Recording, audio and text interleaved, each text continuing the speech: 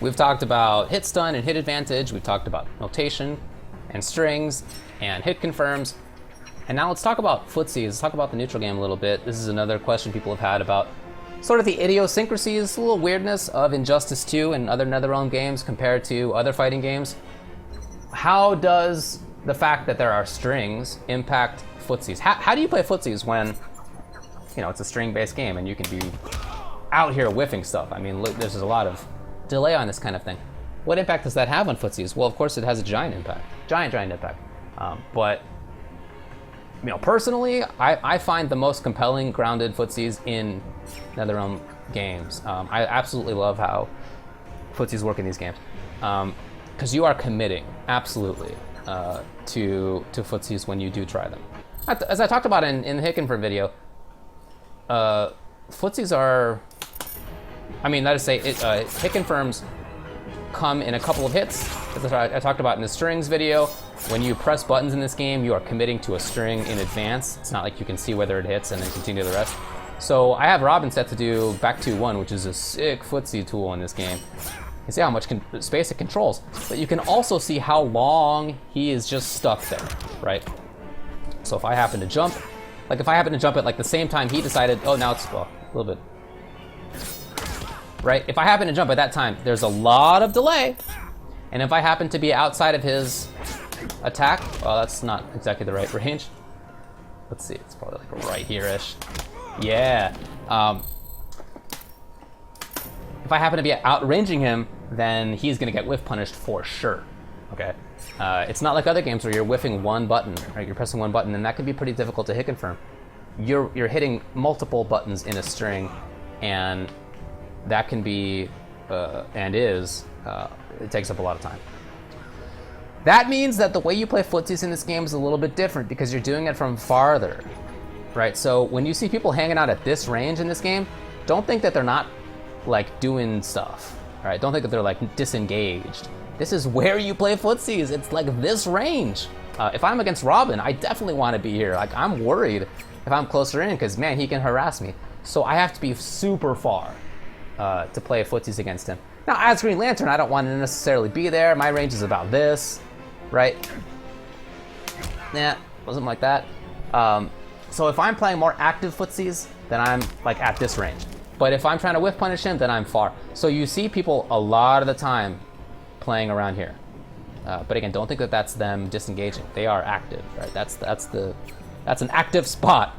But it's not just strings that impact footsies in an interesting way in NRS games. It's also proximity guard, which is not in this. So proximity guard, just as an explanation, is in, as far as I know, every other fighting game that uses back as the input to block.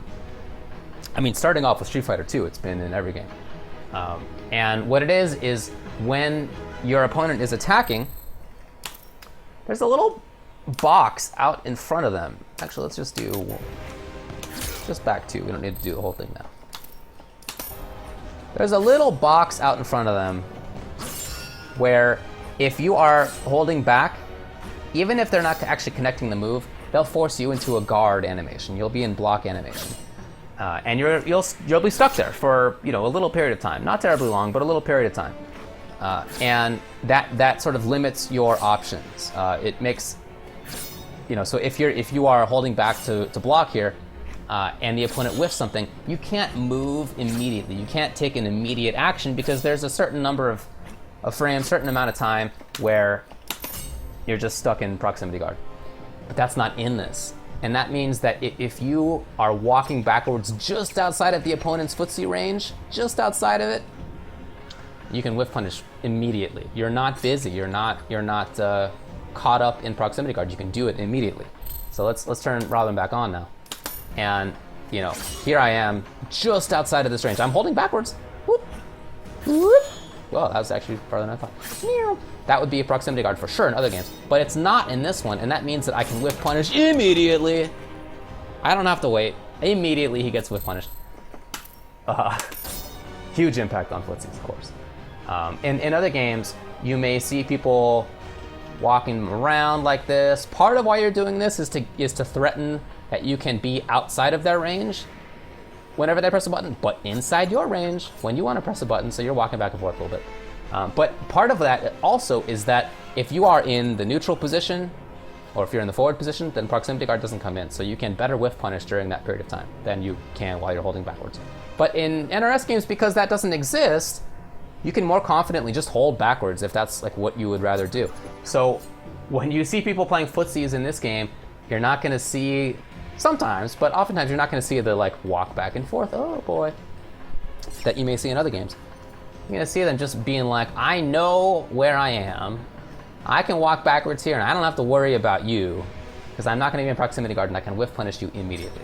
So if you see people at like this range and they're walking backwards, at this range, don't think that that is them like just playing super patient and not doing anything. No, especially if you're the character with the bigger button.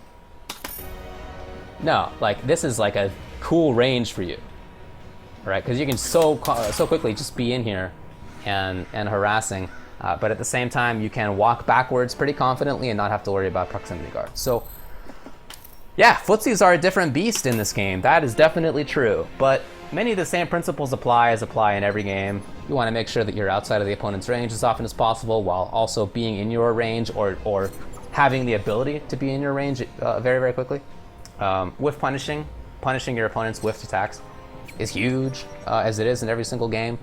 You know, not everybody wants to play footsies. Some characters, not really these two, I guess, but some characters don't want to be there at all. They want to be like here, you know, they want to be bugging the opponent right up close.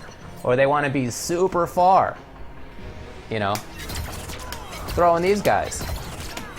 Well, not everybody's a footsie character, of course, but